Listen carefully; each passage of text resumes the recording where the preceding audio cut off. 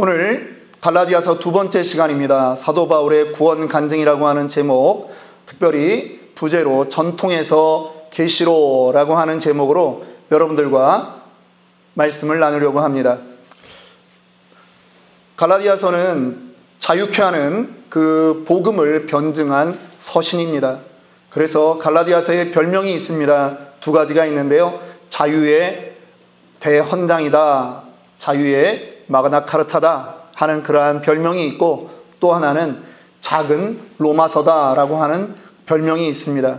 특별히 종교개혁을 주창했던 마틴 루터는 이 갈라디아서는 나의 편지요, 나의 캐서린이다, 자기 아내의 이름을 넣어서 나의 아내다라고 하는 그러한 이야기를 했을 정도로 갈라디아서는 복음의 그 진수가 녹아있는 것입니다. 그래서 많은 목사님들이 또 신학자들이 이 갈라디아서를 사랑했습니다. 복음과 율법과의 관계를 잘 설명해 주고 있습니다. 특별히 갈라디아서라고 하는데요, 지도를 보시면 이 갈라디아라고 하는 곳이 어디인지 우리는 알게 됩니다. 이 지금 터키의 동부 지역에 북갈라디아, 남갈라디아가 있습니다. 성경학자들 가운데는 또 이 내용이 북갈라디아까지 포함한다라고 이렇게 말하기도 하는데요. 기본적으로는 지도에 약간 붉은색으로 표시된 남쪽 지역, 남갈라디아, 이 지역의 교회들에게 보내는 그러한 서신인 것입니다. 이 남갈라디아 지역에는 사도 바울이 언제 갔습니까? 그가 회심하고요, 또 안디옥 교회에서, 우리 사도행전 이제 13장을 보면 안디옥 교회에서 이제 파송하는 그러한 장면들이 나오는데요. 그때 파송받아서 처음 1차 전도 여행을 나갔던 곳이 바로 이 남쪽 지역입니다. 그 지역에는요, 사도 바울이 많은 고생을 했습니다. 비시디아 안디옥에서 유대인들에게 쫓겨났고요, 이고니온에서도 사역지를 옮겨야 했고, 거기서 또 루스드라로 급히 도망쳐야 했습니다. 그리고 그곳에서는 또 멀리서 이 사람을 죽이기 위해서 온 유대인들에게 돌에 맞아가지고 성 밖으로 그렇게 던져지는 그러한 일들까지 겪었습니다. 아주 험난한 그러한 인생을 살면서 그곳에서 자기가 뿌린 씨앗이 교회가 된 것입니다. 가정에서 교회로 그렇게 성장을 했습니다.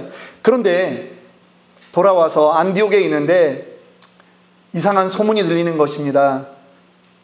교회가 유대인 교사들이 들어와가지고 사도 바울에 대해서 두 가지 잘못된 그러한 말을 한다라고 하는 것이죠. 첫 번째, 사도 바울은 사도가 아니다 라고 하는 말입니다. 그는 가짜다 라고 하는 것이죠. 두 번째, 복음은 사도 바울이 전한 것 말고도 율법을 함께 지켜야 되는데 특별히 할례를 받아야 된다라고 하는 것으로 그 당시 그곳에 있는 그 가정교회들을 아주 혼란스럽게 했다라고 하는 것입니다. 그런데 가정교회들이요, 그렇게 넘어가는 겁니다. 아, 맞아. 듣고 보니까 사도 바울은 우리에게 예수 이름만 믿으면 구원을 받는다라고 했는데, 그렇지, 복음이 그렇게 쉬울 리가 없어. 예수를 믿지만 그래도 율법도 지켜야 돼 라고 하는 그러한 마음으로 전부 다 변했다라고 하는 것입니다. 그러니까 사도 바울이 거기에 대해서 격분하는 것입니다. 그래서 우리가 지난번에 배웠듯이 사도 바울이 갈라디아서 1장 1절부터 강한 어조로 나갑니다. 내가 사람에게서 받은 것이 아니다, 내가 사람으로 말미암아 사도된 자가 아니다 라고 하는 그런 아주 강한 메시지를 선포하는 것이죠. 그리고 내가 믿는 그 복음이 무엇이냐라고 하는 것을 우리가 지난 시간에 1절부터 10절까지의 말씀을 가지고 배워보았습니다. 이제 두 번째 시간입니다. 사도 바울은요, 자신의 그 사도권을 방어할 뿐만 아니라 내가 어떻게 사도가 되었는가에 대해서 이제 간증을 통해서 자기의 삶을 나누는 것입니다. 여러분, 우리 교회에서도 여러분들이 제 설교를 들으셨으면 뭐 여러 차례 저의 간증을 들으셨고요, 또 우리 교회에서는 또 자주 새벽 시간이나 또 우리 이런 공적 예배 가운데 간증을 나누었습니다. 그런데 이 간증이라고 하는 것이 참 유익이 있습니다. 저 사람은 저렇게 예수님을 만났구나 라고 하는 거를 우리가 서로 알 수 있게 되는 거죠. 그런데 참 신기한 게 있지 않습니까? 어떤 사람은 찐하게 주님을 만나고 어떤 사람은 정말 밋밋하게 만난 것 같은데요, 그 마음에 평안이 찾아왔다라고 하는 그 얘기를 들으면 다 똑같다라고 하는 것입니다. 그리고 예수님의 그 뜻대로 살고자 하는 마음이 어느 때부턴가 나에게서 불현듯 생겼습니다. 전도하고 싶은 마음이 생겼습니다. 이런 거를 들을 때는 다 똑같다. 여러분, 다 똑같습니다. 왜 그런지 아십니까? 우리 안에 동일한 성령 하나님이 내주하시기 때문입니다. 그래서 우리는 늘 간증하면 이야기합니다. 나의 과거는 이랬는데 내가 이렇게 예수님을 믿고 그 다음에 나는 이렇게 변했습니다 라고 하는 것이죠. 사도 바울이 오늘 그의 구원 간증을 저와 여러분들에게 소개하고 있는 것입니다. 그리고 그 갈라디아 성도들에게 자기의 그 구원 간증을 하는 것이죠. 첫 번째 질문합니다. 과거에 바울은 어떤 종교인이었습니까? 그는 자기가 유대교에 있었다라고 말합니다. 이스라엘은요, 지금도 유대교만 인정합니다. 예수 그리스도를 인정하지 않습니다. 그저 선지자 중에 하나 정도로만 생각하는 것입니다. 그런데 사도 바울 자신은 과거에 그 유대교 전통 속에서 살았던 사람이다 라고 하는 거죠. 사도 바울이 어디서 태어났습니까? 터키 남부에 있는 다소라고 하는 곳에서 사도 바울은 태어났습니다.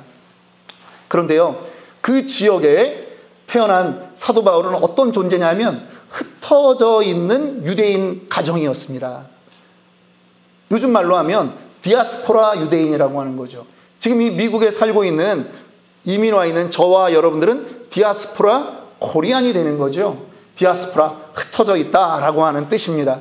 그런데 그 흩어져 있던 유대인 가정에서 태어났는데 이 부모가 아주 경건한 사람들이었습니다. 그래서 아들을 낳고 이 아들이 무엇이 되기를 원했습니까? 랍비가 되기를 원했습니다. 율법 선생이 되어야 되겠다. 근데 율법 선생 그 아무나 되는 게 아닙니다. 이 성경 적어도 신명기서 하나 정도는, 모세오경 가운데 신명기서 정도는 다 외워야 가능한 겁니다. 거기에 법들이 있으니까요. 그런데 이 아들을 공부를 시켜봤는데 요 녀석이 똘똘한 겁니다. 그래서 신명기를 막 외우는 겁니다. 그래서 어디로 유학을 보냅니까? 예루살렘으로. 예루살렘에는 그 율법 학교들이 있으니까. 그래서 그곳에 가장 유명하다고 하는 가말리엘 그 선생님 밑에 들어가게 된 것입니다. 오늘날 우리로 얘기하면 하버드 대학에 들어간 거다, 이렇게 보시면 될 것입니다. 바울은 빌립보서에서 자기의 열심을 이렇게 얘기합니다. 빌립보서 3장 5절 6절의 말씀입니다.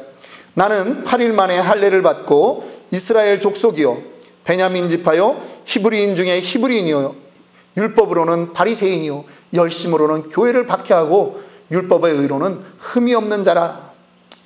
여러분, 사도 바울의 이 프라우드가 대단하지 않습니까?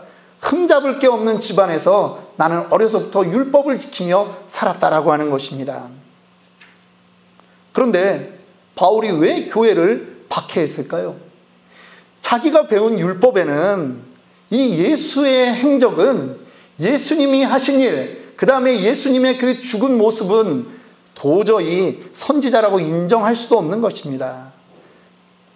여러분, 신명기 21장 23절에는 유대인들 관습에 나무에 목매달아 죽거나 나무에 어떻게든 달려 죽은 사람은 전부 다 저주받았다라고 하는 것입니다. 이건 용서될 수가 없는 거고요. 그런 사람을 존경한다라고 하는 말은 이건 가당찮은 것입니다. 그러니까 이 율법에 정통한 바울이 가만히 있을 수가 없는 것입니다. 그 예수를 추종한다라고 하는 사람들은 이 유대교를 허물려고 하는 이단이다라고 하는 것이죠. 그래서 그들을 잡아 죽이려고 하는 것입니다. 특별히 이제 사도행전 8장에 가면 그 중에 한 명 스데반 집사를 죽이는데 사도 바울이 증인이 되지 않습니까? 사도 바울은 율법에 사로잡혀 있었고요, 율법주의자였던 그러한 것이었습니다. 우리 교회 안에는 혹시 율법주의자들이 없나요? 여러분들한테 한번 질문해 보고 싶습니다. 주의를 잘 지키면 천국에 갈 수 있는 것입니까? 헌금을 잘하면, 11조를 잘하면 천국에 갈 수 있는 것입니까? 만약에 여러분들이 그러한 행위에 근거를 두고 구원을 말씀한다라고 하면 여러분들은 율법주의자입니다. 예수교 안에 율법주의자라고 하는 거죠. 우리는 그렇지 않습니다. 우리는요, 하나님이 우리를 죄에서 구원해 주셨기 때문에 감사해서 이 날을 기념하고 이 날을 우리가 함께 모여 찬양하는 것입니다. 여러분, 율법이 나쁜 것은 아닙니다. 율법은 하나님이 주셨습니다. 그런데 맹목적으로 율법주의가 되는 것은 옳지 않다라고 하는 것입니다. 우리 기독교는요, 우리 예수교는요, 기쁨의 종교예요. 은혜의 종교예요. 감사의 종교예요.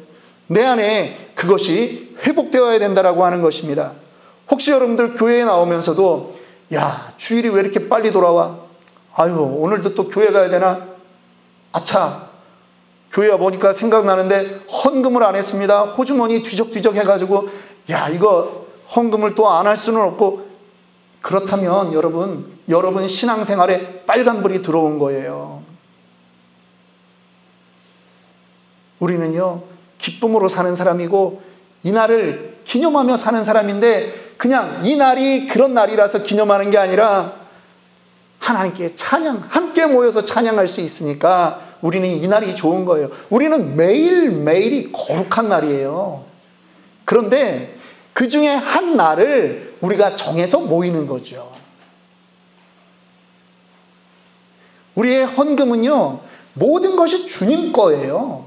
그런데 그 중에 우리가 일부를 또 하나님께 바치는 거예요. 감사함으로 하는 거죠. 그래서 억지로나 인색함으로 하지 말라고 하는 거예요.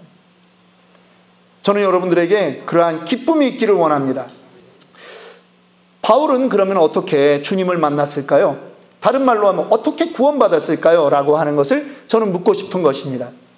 바울이 그 열심으로 이제 다른 나라까지 가는 것입니다.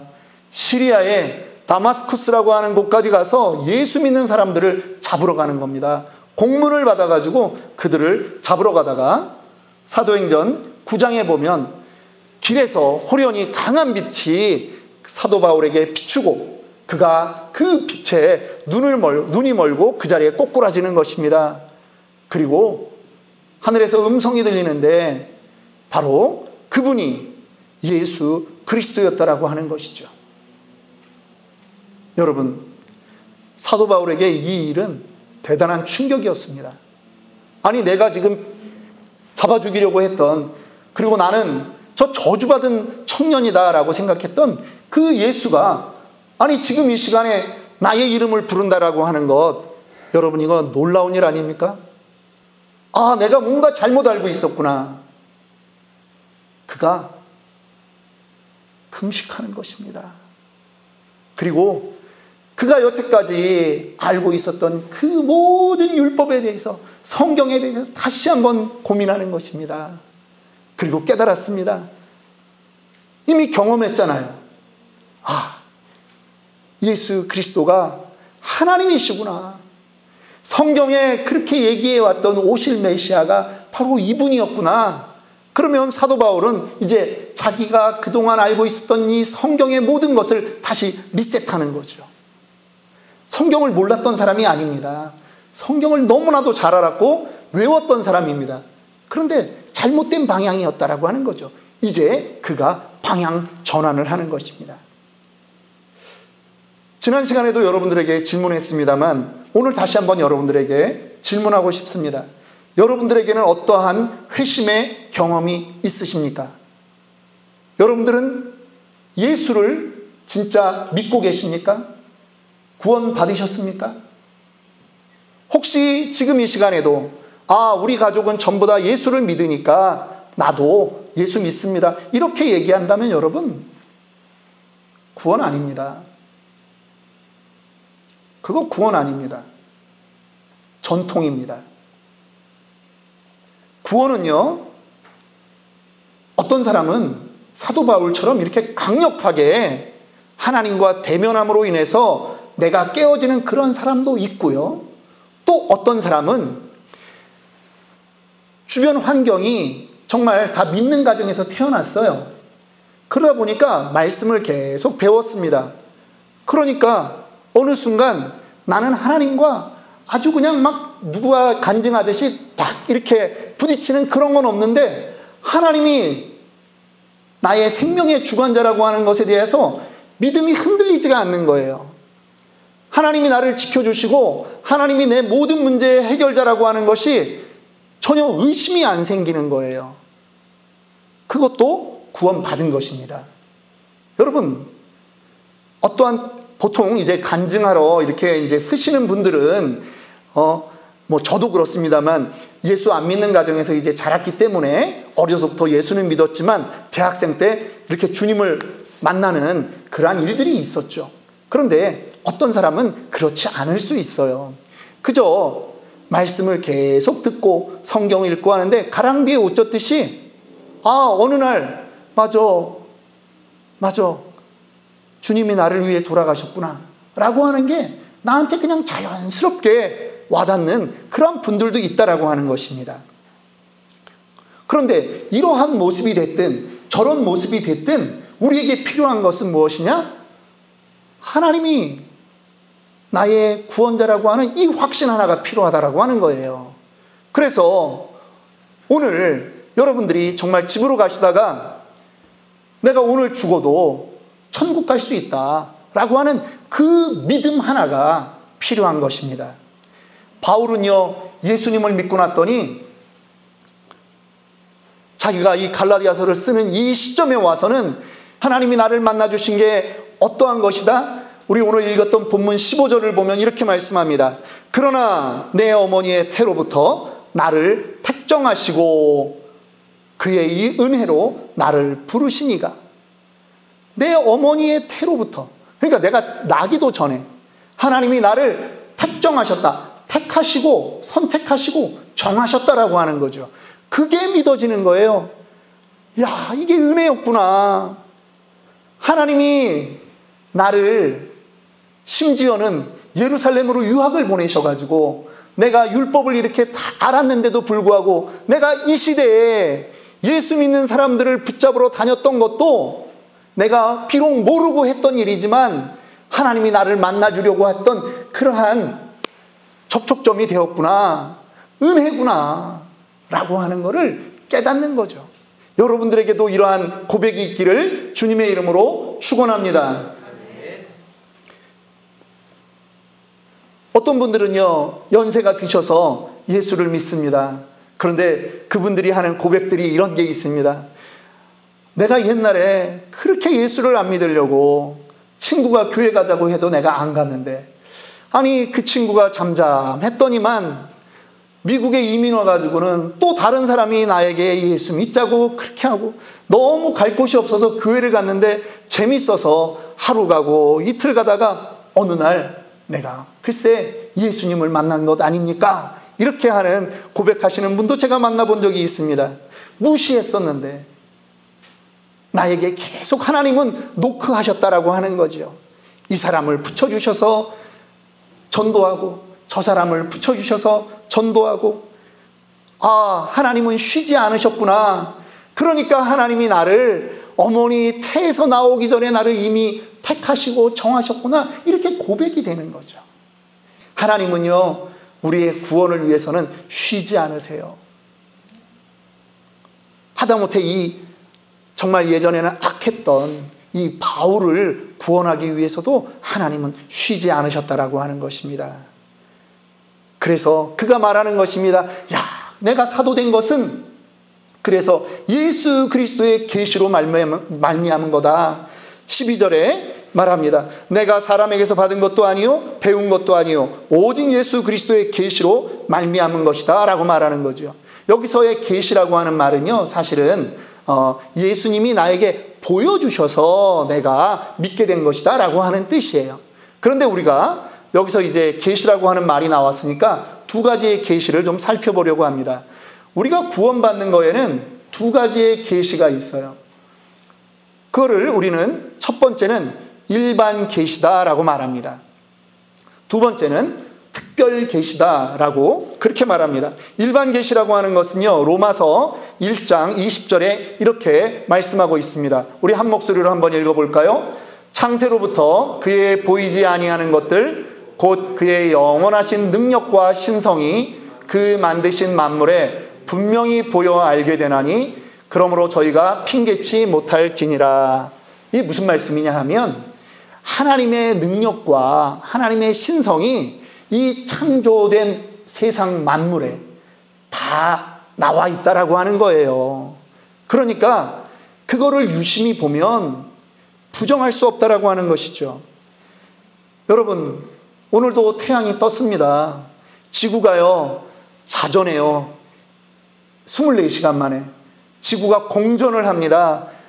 1년 12달이 걸리죠. 365일이 걸립니다. 하나님이 이렇게 불변하세요. 하나님이 착오가 없는 분이세요. 하나님이 창조하셨거든요. 여러분 혹시 설악산을 가보셨습니까? 골짜기 하나하나 도를 때마다 이 단풍이요, 너무나 멋집니다. 그냥 탄성이 저절로 나와요. 여러분 혹시 장가계를 가보셨어요? 기암 절벽이 말로 다 할 수가 없습니다. 그런데요, 이렇게 큰 것만, 이것만 하나님의 그 창조의 섭리를 보여주는 게 아니라고 하는 거예요. 작은 거로 가면요, 더 놀랍습니다. 꽃잎을 한번 보세요. 사람이 만들어도 어떻게 저렇게 만들 수 있겠습니까? 하나님이 오묘하게 창조해 놓으신 거예요.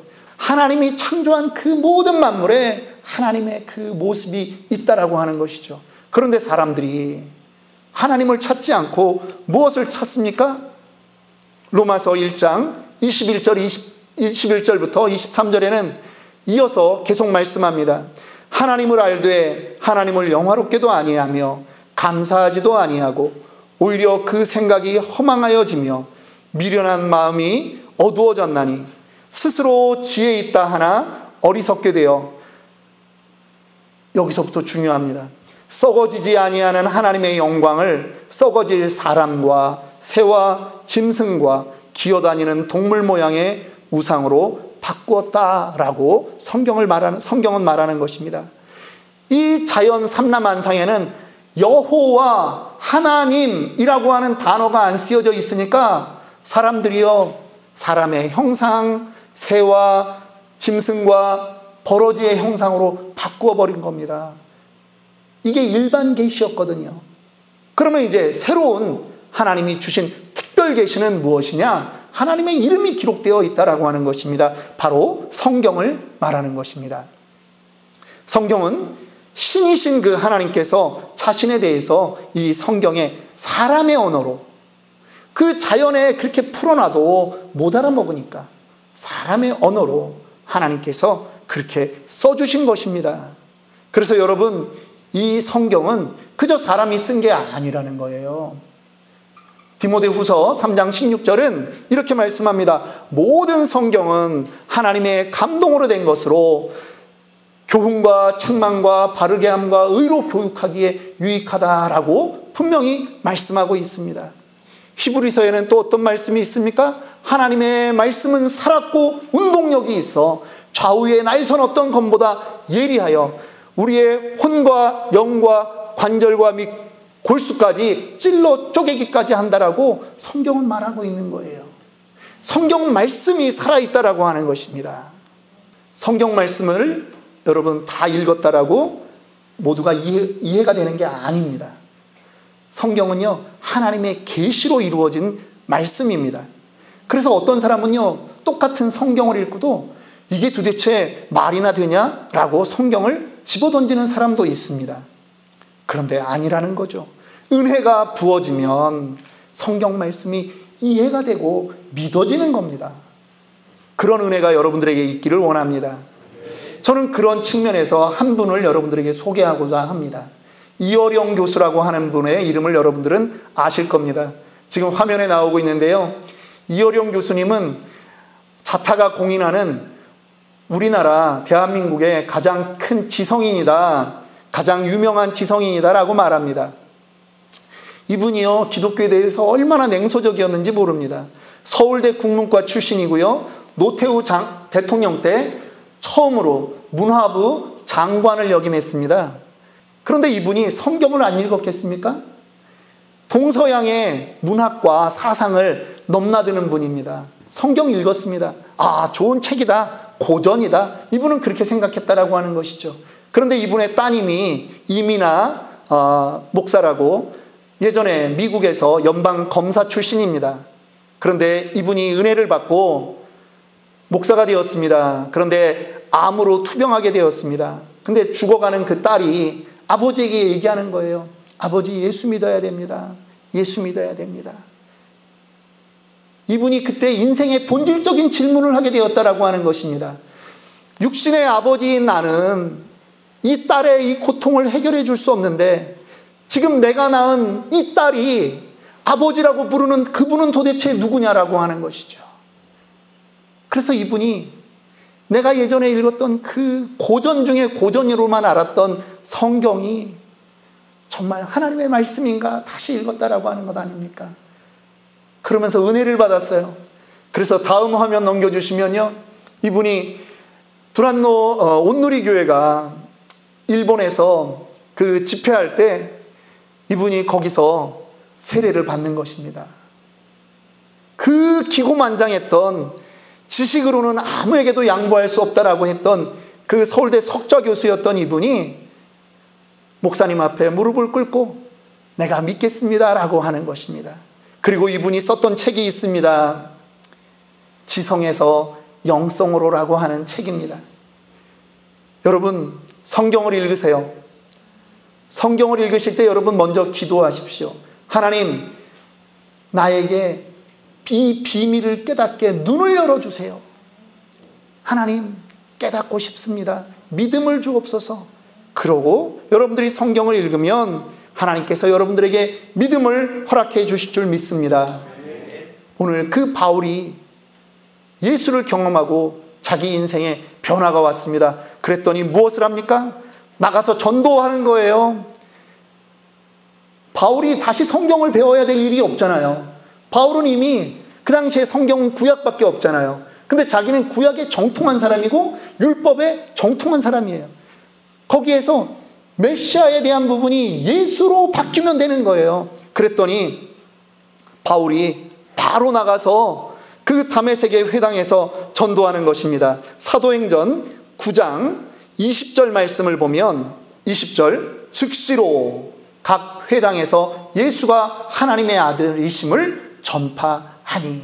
듣는 사람들이 다 놀라 말하되 이 사람이 예루살렘에서 이 이름을 부르는 사람들을 멸하려던 자가 아니냐, 여기 온 것도 그를 결박하여 대제사장들에게 끌어가고자 함이 아니냐 하더라. 바울이 변하면서 했던 첫 번째 일은 예수가 그리스도라고 하는 것을 선포하는 것입니다. 전도하는 것입니다. 저는 여러분들에게, 저와 여러분들의 인생 가운데도 이러한 일들이 날마다 우리의 삶에서 일어나기를 축원합니다. 우리는 사람들에게 다가가서 전도하는 게 우리 기독교의 특성이라고 하는 것입니다. 바울만 그러지 않았습니다. 오순절 성령 강림을 체험했던 모든 마가의 다락방에 있던 120 성도들이 성령 체험을 하자 어떻게 됐습니까? 거리로 나가는 겁니다. 그들이 사실은 숨어 있었거든요. 붙들리면 안 되니까. 그런데 그들이 나가서 담대하게 전하는 것입니다.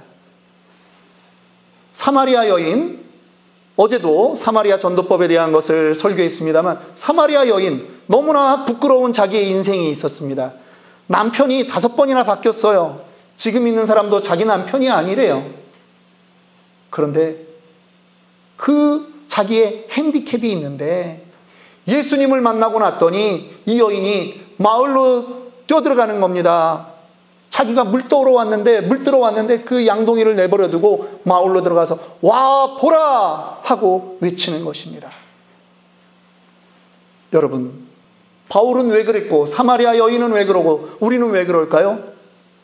같은 성령 하나님이 우리 안에 계시기 때문에 전하고 싶은 거예요.